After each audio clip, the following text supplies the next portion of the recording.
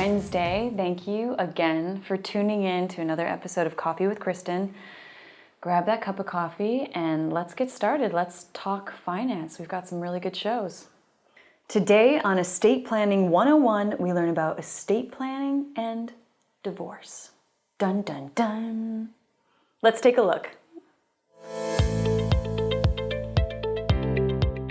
Estate planning and divorce, which is essential, no doubt, when you face that issue where you are in a divorce. You've already been divorced. You're considering divorce. There's some critical things you need to think about, especially when it comes to estate planning and the process and what changes you should be making. And honestly, I do think it's probably the last thing that's discussed with a lot of family law lawyers, that they're just not either skilled in this area of estate planning and they don't know what to do, the importance of it. Hey, it happens. Sometimes couples part ways. This, in turn, will affect the estate plans you had in place. From your wills to your trust to your power of attorney, some adjustments will need to be made. This affects 51% of the population. So this episode will offer helpful advice to a lot of people. Today on The Business of, Hillary interviews Max Escobar about his journey towards success in the music industry. Let's take a look. You have to build up your circle. And what I do in my company is I don't have people that work for me. I have partners. So everybody is a boss, everybody's a leader, but we all have positions and responsibilities that we have to do. And if one falls off, we all fall. You know what I'm saying? So they get to see that with them not providing the work that they need to is affecting the company. And that's small businesses. That's the biggest thing.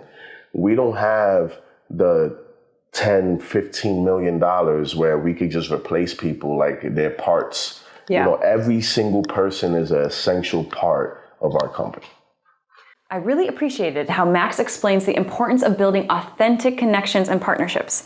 He explains how making those connections can help grow your brand as well as others, so it's more of a collaboration. When I think of the music industry, I often think of it as the rich and famous. I think of all the glitz and glam you see on TV. But Max points out a maybe healthier way that artists should measure their success. If you are able to make a comfortable living off of your music, you have succeeded.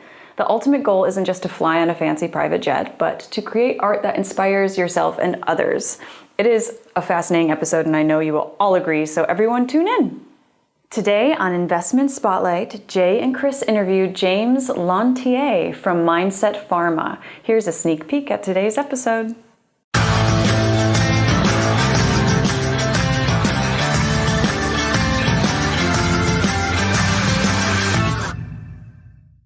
Thanks for tuning in to this episode of The Resilient Advisor. My name is Jay Coulter, and this is part of our Investment Spotlight show with my partner, Chris Versace. Today, Chris Versace and I are speaking with James Lantier, CEO of Mindset Pharma, which trades on the Canadian Stock Exchange under the symbol MSET. James, my partner, Chris, is going to do the majority of the interviewing here, but I'd like to start at a high level. Why should investors be looking at your company? Mindset Pharma wants to improve existing drugs, minimizing negative side effects. And I don't mean drugs like Claritin. I mean drugs like DMT, LSD, magic mushrooms. You get my drift. These improvements will hopefully give better insight into the psychedelic market. I think of the people at Mindset Pharma as like psychedelic engineers. Evidence has shown that these drugs help with mood disorders and other mental illnesses.